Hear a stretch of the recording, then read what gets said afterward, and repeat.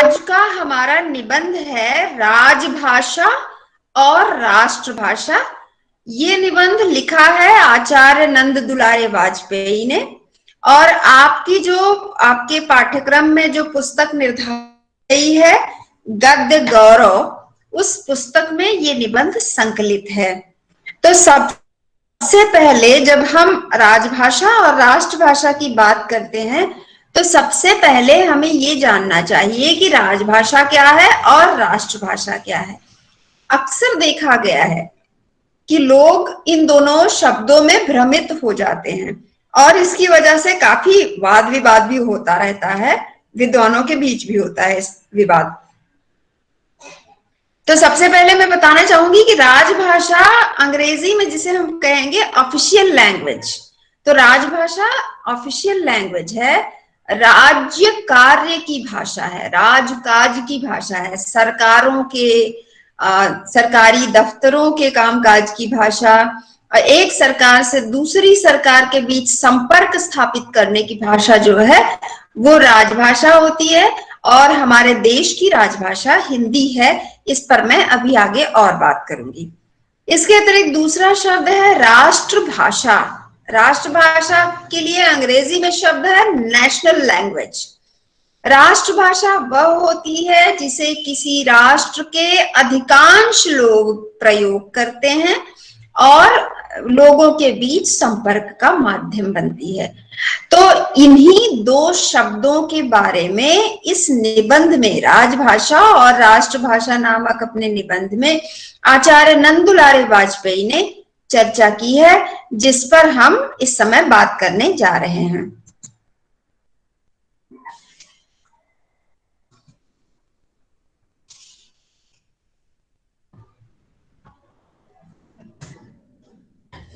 तो सबसे पहला जो प्रश्न है हमारा वो ये है कि राजभाषा किसे कहते हैं।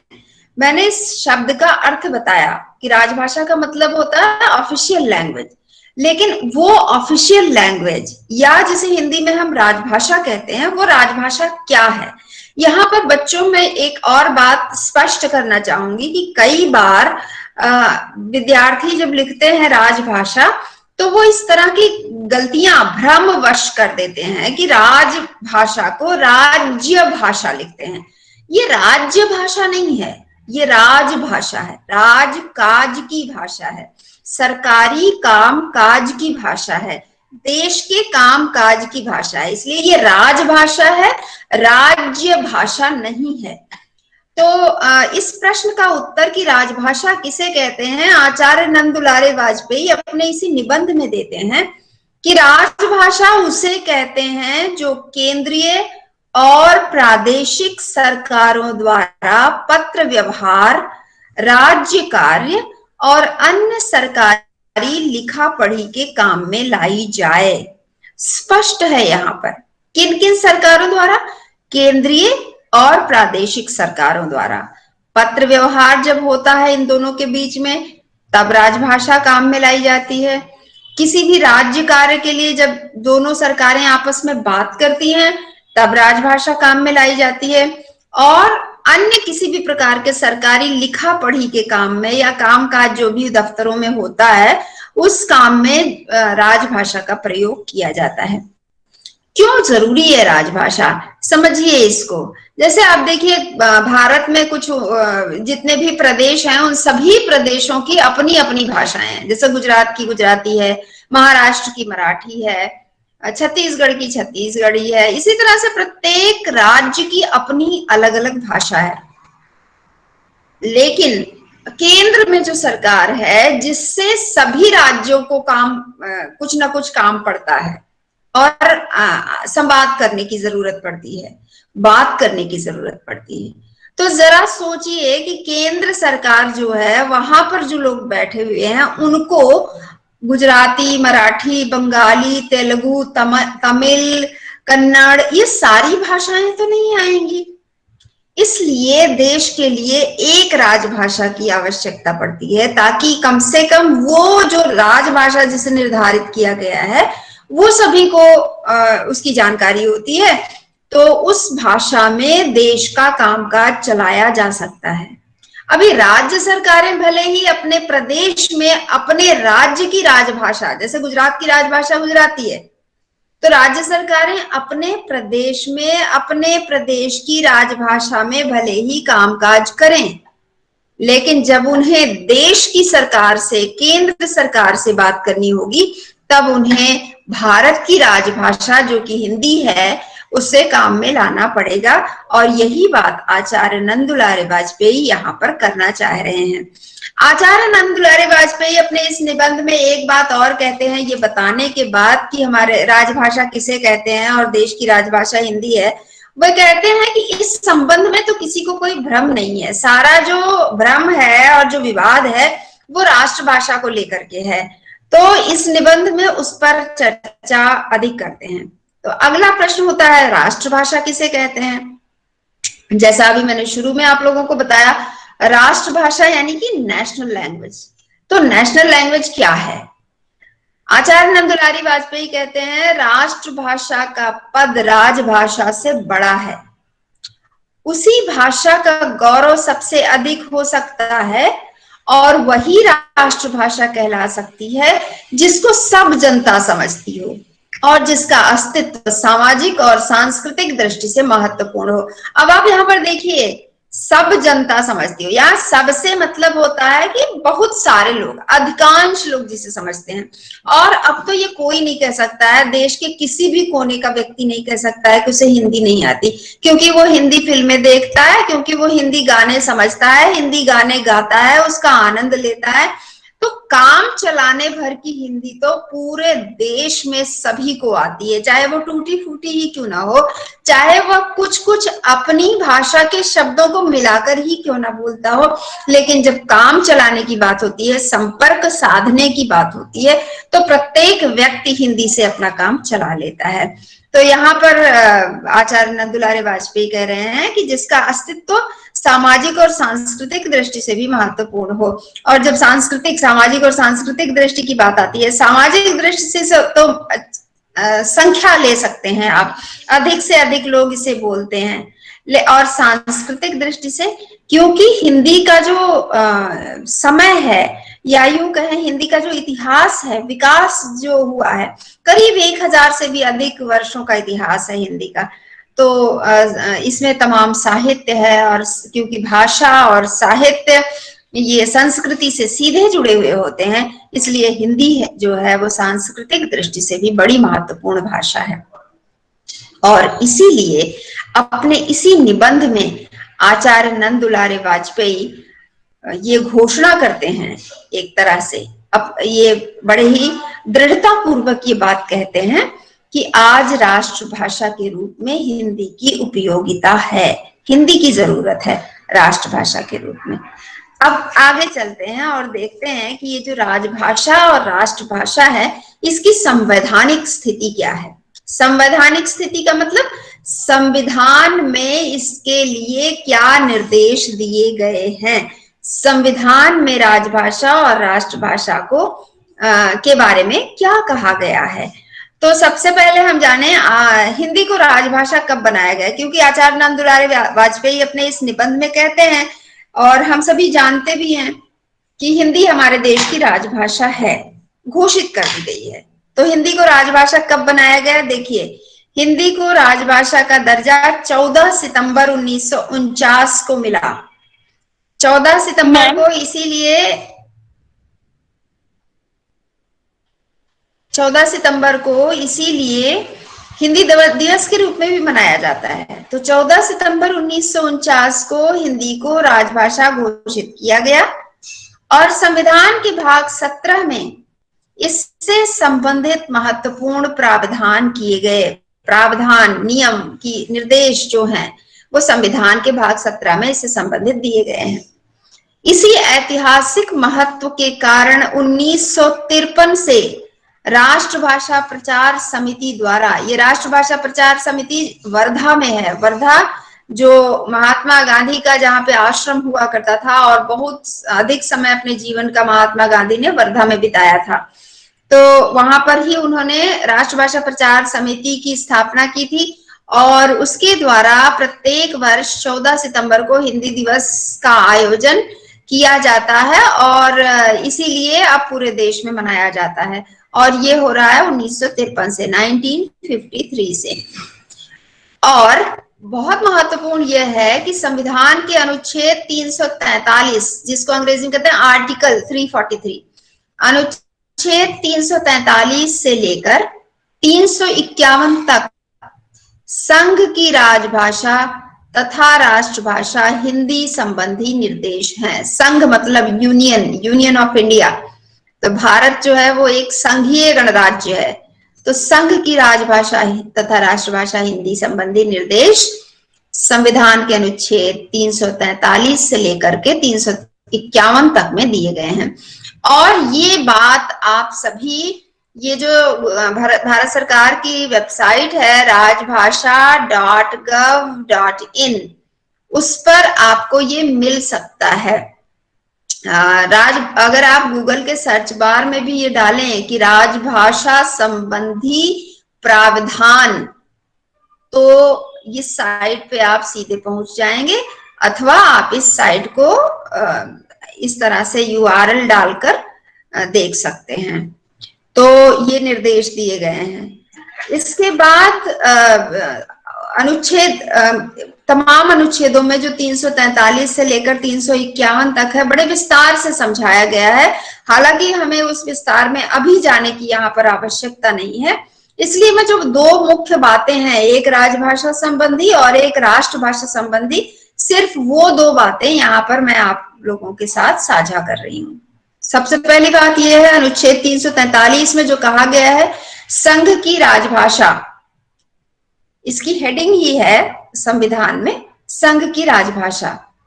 तो कहा गया है कि संघ की राजभाषा हिंदी तथा लिपि देवनागरी होगी। ये बड़ा महत्वपूर्ण है और अभी मैं आप लोगों से बताने वाली हूं किस प्रकार महत्वपूर्ण है। लिपि भी महत्वपूर्ण होती है। तो संघ की राजभाषा हिंदी तथा लिपि देवनागरी होगी।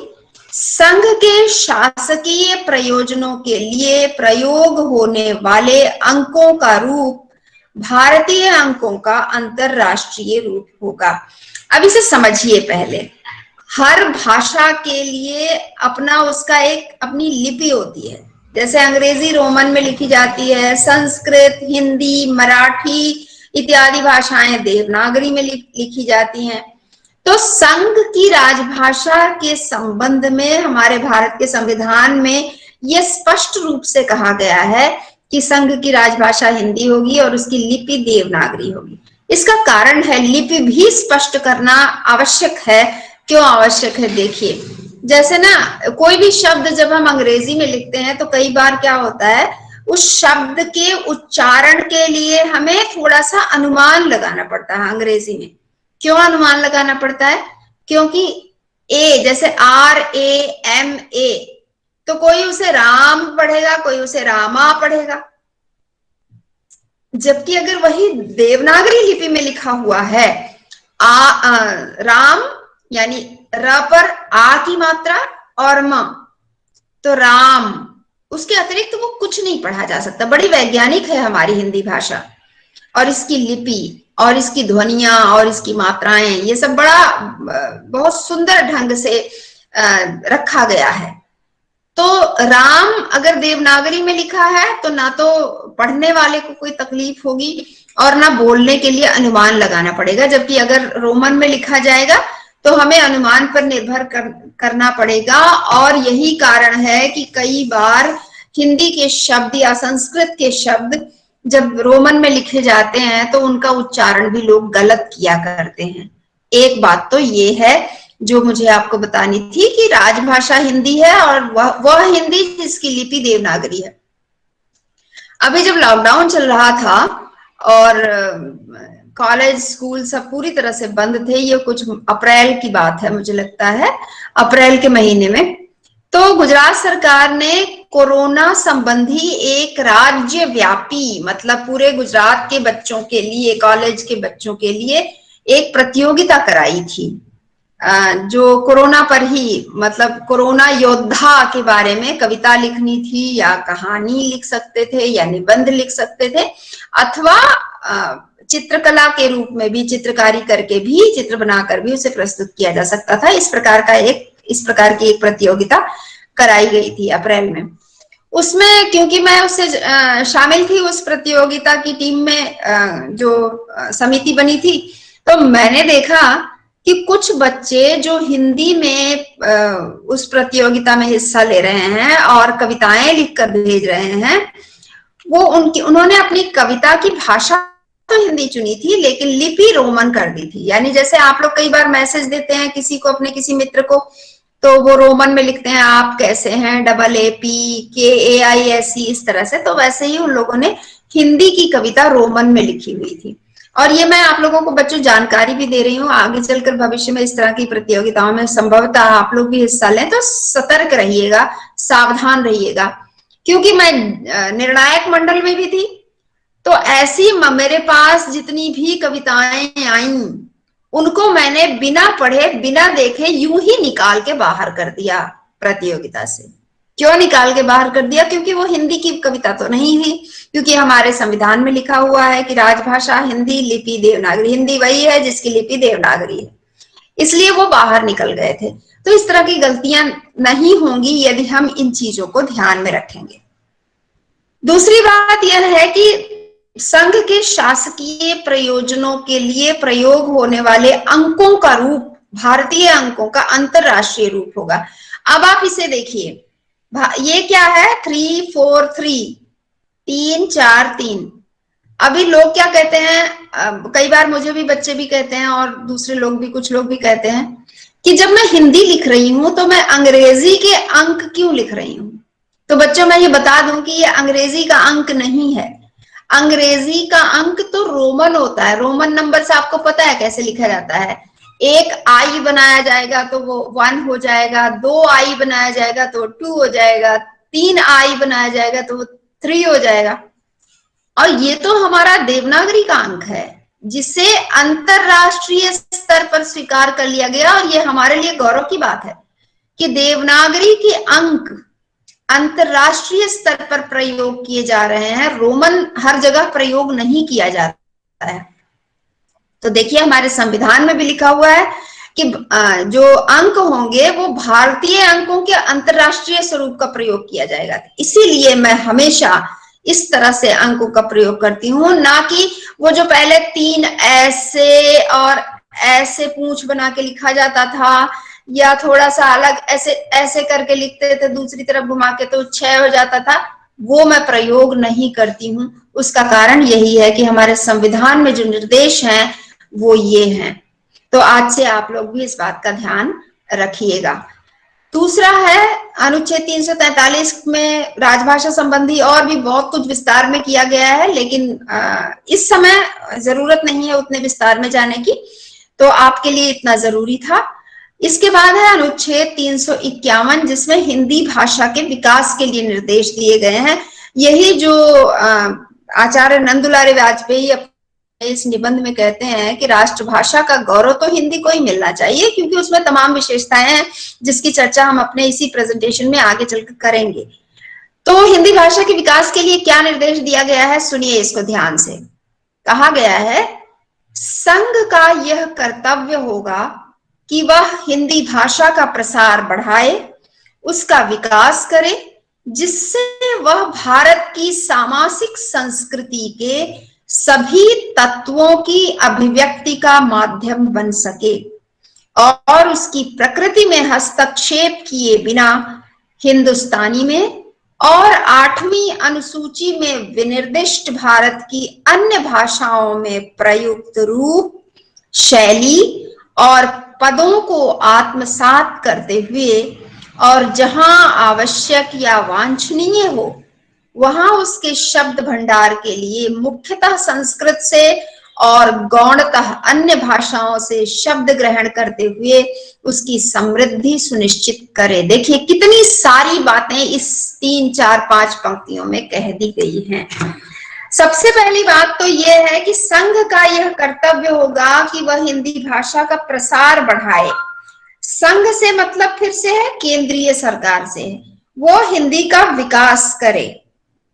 तो हिंदी का विकास करने के लिए क्या क्या कहा गया है उसमें, कि सबसे पहली बात जो ये कही गई है वो ये है कि हिंदुस्तानी जो इसकी प्रकृति है हिंदी की, वो हिंदी की प्रकृति ये है कि हिंदी का एक स्वरूप है हिंदुस्तानी। और हिंदुस्तानी किसे कहते हैं? हिंदुस्तानी उस भाषा को कहते हैं जिसमें कुछ कुछ उर्दू और फारसी के शब्द भी मिले हुए हैं। तो कहा जा रहा है हमारे संविधान में कि उसके स्वरूप से छेड़छाड़ नहीं करनी है। अगर हिंदुस्तानी का प्रयोग भी कोई कर रहा है तो कोई बात नहीं, कुछ उर्दू फारसी के शब्द भी अगर आ जाते हैं उसमें तो उसमें कोई समस्या नहीं है। तो एक तो इसका हमें ध्यान रखना है कि अगर जो आम बोलचाल में प्रयोग किए जाने वाले उर्दू और फारसी के शब्द हैं उसे हम ले सकते हैं हिंदी में। दूसरा है 8वीं अनुसूची में जो भारत में भाषाएं शामिल हैं, विनिर्दिष्ट यानी जिनका निर्देश किया गया है। 8वीं अनुसूची में भारत के संविधान में कुल 22 भाषाएं शामिल हैं। आप इसे गूगल करके देख सकते हैं कौन कौन सी हैं वो भाषाएं। तो कहा गया है उन भाषाओं के रूप, शैली और पदों को भी हिंदी में शामिल किया जा सकता है। जहां जरूरत हो उन भाषाओं से शब्द लिए जा सकते हैं और मुख्य रूप से लेकिन संस्कृत के शब्दों को लिया जाए। और लेकिन जहां कुछ ऐसे शब्द हैं, क्योंकि सारी भारतीय भाषाओं का जन्म संस्कृत से ही हुआ है, तो कुछ शब्द भारतीय भाषाओं से भी लिए जा सकते हैं जो हिंदी के अपने शब्द की तरह प्रयोग किए जाएं। तो ये अनुच्छेद 351 जहां हिंदी भाषा के विकास के लिए निर्देश दिया गया है। अब हम आगे चलते हैं और देखते हैं कि राजभाषा की विशेषताएं कौन कौन सी हैं। और ये अब जो मैं बात करने जा रही हूं, ये जो विशेषताएं हैं, जो यहाँ पर मुख्य मुख्य बिंदु मैंने लिए हुए हैं, ये आचार्य नंदुलारे वाजपेयी अपने इस निबंध में कहते हैं। ये उन्होंने चर्चा की हुई है, वहीं से मैंने ये बिंदु लिए हैं। हाँ, कुछ ये जो विस्तार से जो मैंने शुरू में ही कहा कि आंकड़े वाकड़े हैं, वो मैंने दूसरी जगहों से इंटरनेट से लेकर जो आज के आंकड़े हैं वो आपके सामने लेकर आई हूं। तो राजभाषा की क्या विशेषताएं हैं? सबसे पहली विशेषता तो यह है कि राजभाषा वही भाषा हो सकती है जिसके बोलने और समझने वालों की संख्या सबसे अधिक हो। तो देश में जो आंकड़े आज के समय में है और उस समय भी जब ये निबंध लिखा गया, हिंदी के ही बोलने और समझने वालों की संख्या सर्वाधिक है और थी। अब हिंदी बोलने वालों की संख्या आज कितनी है? तो सबसे ऑथेंटिक जो होता है वो जनगणना के आंकड़े होते हैं। तो इसलिए 2011 की जनगणना के अनुसार भारत की जो जनसंख्या थी उस समय 2011 में वो 1.2 अरब थी और इसमें से 41.03% लोगों की मातृभाषा हिंदी है। इसके अतिरिक्त कुछ और लोग भी हैं जिनकी मातृभाषा तो हिंदी नहीं है, लेकिन वो दूसरी भाषा के तौर पर, सेकेंड लैंग्वेज, दूसरी भाषा के तौर पर हिंदी का इस्तेमाल करते हैं। तो उन सबको मिलाकर लगभग 75% लोग हो जाते हैं जो हिंदी बोल सकते हैं, समझ सकते हैं और उसका व्यवहार कर सकते हैं। और इनके साथ साथ कुछ और लोग हैं जो पूरी दुनिया में हिंदी का प्रयोग कर रहे हैं, दुनिया के दूसरे देशों में हिंदी का प्रयोग कर रहे हैं। उन सबको मिलाकर 80 करोड़ लोग हैं जो हिंदी बोल सकते हैं और समझ सकते हैं। और भारत के बाहर देखिए कहां कहां हिंदी बोली जाती है, समझी जाती है और पढ़ाई जाती है। कुल लगभग करीब 194-95 विश्वविद्यालयों में हिंदी पढ़ाई जा रही है। तो उसमें कौन कौन से देश हैं देखिए, Pakistan, Bhutan, Nepal, Bangladesh, Sri Lanka, Maldives, Myanmar, Indonesia, Singapore, Thailand, चीन, जापान, ब्रिटेन, जर्मनी, न्यूजीलैंड, दक्षिण अफ्रीका, मॉरिशस। और मॉरिशस के बारे में तो आप जानकारी इकट्ठा करें। मॉरिशस में हिंदी बोलने और समझने और पढ़ने वालों की संख्या सबसे अधिक है, क्योंकि वहां पर करीब आज से 185-86 साल पहले जो भारत से अंग्रेज मजदूरों को लेकर गए थे वहां, वो आज भी भारत की संस्कृति को वहां बनाए हुए हैं। वहां रामायण, हनुमान चालीसा, इन सब के पाठ होते हैं। जो हमारे संस्कार हैं उनका पालन भी किया जाता है। तो ये बड़ा रोचक है ये जानना। इसके अतिरिक्त यमन, युगांडा, त्रिनिडाद, टोबैगो, कनाडा आदि में हिंदी बोली जाती है और अच्छी खासी संख्या में लोग वहां हैं जो हिंदी का व्यवहार करते हैं। इसके अतिरिक्त इंग्लैंड, अमेरिका, मध्य एशिया में भी इसके बोलने और समझने वालों की अच्छी खासी संख्या है। इसलिए हिंदी राजभाषा है और इसे राष्ट्रभाषा भी होना चाहिए। इसके अतिरिक्त राजभाषा बनाम राष्ट्रभाषा, क्योंकि हमारे निबंध का शीर्षक ही है राजभाषा और राष्ट्रभाषा, तो राजभाषा तो हिंदी है क्योंकि इसे संविधान में कह दिया गया है कि संघ की राजभाषा हिंदी है। लेकिन राष्ट्रभाषा घोषित नहीं किया गया है, बल्कि ये कहा गया है अनुच्छेद 351 में कि भारत सरकार को हिंदी के विकास के लिए प्रयास करने चाहिए। तो क्या जरूरत है, क्यों करना चाहिए और क्यों हिंदी को राष्ट्रभाषा होना चाहिए? क्योंकि देखिए हिंदी का करीब 1000 वर्षों का साहित्य है, जिसमें सूर, तुलसी, मीरा से लेकर के प्रसाद, पंत, निराला तक का साहित्य शामिल है। इसके बाद हिंदी राष्ट्र के समस्त संघर्षों से जुड़ी हुई भाषा है, इसकी लंबी परंपरा है। आप देखिए स्वतंत्रता आंदोलनों के जितने भी नेताओं के भाषण हैं, चाहे वो गांधी जी के भाषण हो जो कि गुजराती थे, चाहे वो दक्षिण भारतीय नेताओं के भाषण हो, चाहे वो उत्तर भारत के नेताओं के भाषण हो, पूरे देश से जुड़ने के लिए वो उस समय हिंदी का प्रयोग कर रहे थे। तो एक लंबी परंपरा है। यहाँ पर देखिए मुझसे गलती हो गई है, नंद दुलारे की जगह ए हो गया है, इसे आप ध्यान दीजिएगा। तो क्योंकि एक लंबी परंपरा है, राष्ट्र के संघर्षों से जुड़ी हुई है हिंदी, और इसीलिए आचार्य नंद दुलारे वाजपेयी राष्ट्रभाषा के रूप में हिंदी की उपयोगिता मानते हैं। और एक बड़ा कारण है कि हिंदी को राष्ट्रभाषा होना चाहिए। क्यों होना चाहिए? क्योंकि अगर एक सामान्य भाषा होगी पूरे देश की, तो सरकारी नौकरियों में जो लोग होते हैं जिनका तबादला कहीं भी देश में हो जाता है या कुछ प्रतियोगी परीक्षाएं देकर उन्हें उस नौकरी वो पा सकते हैं, उनके लिए भी सुविधा हो जाएगी। तो अगर वो एक हिंदी भी सीखे रहेंगे तो उन्हें देश में कहीं भी चले जाए उन्हें समस्या नहीं होगी, और उन्हें प्रतियोगिता पास करने में भी समस्या नहीं होगी। इसलिए आचार्य नंद दुलारे वाजपेयी कहते हैं राष्ट्र एक शरीर और एक प्राण के रूप में भली भांति तभी कार्य कर सकता है जब उसमें रहने वाले निवासियों को यह अनुभव हो कि वह एक राष्ट्र के व्यक्ति हैं। इस दृष्टि से देश में एक ही भाषा होनी चाहिए, और यही कारण है कि आचार्य नंद दुलारे वाजपेयी और दूसरे तमाम विद्वान और मैं स्वयं भी हिंदी राष्ट्रभाषा हो इसकी अनुशंसा करती हूं। धन्यवाद।